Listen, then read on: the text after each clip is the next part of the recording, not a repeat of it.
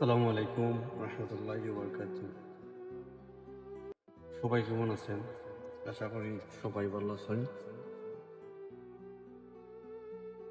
আসলে কখন কার দরজায় খেয়ে দাঁড়াইতে হইব একমাত্র আল্লাহ রাব্বুল আলামিন ভালো করে জানেন।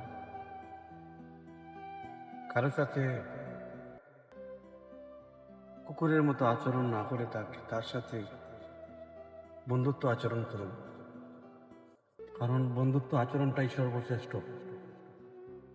কারণ আর এই কুকুরের মতো আচরণ করে কোনো ফায়দা নাই। এই ক্ষণিকের দুনিয়ায় হয়তো আজ আছেন কাল নাই।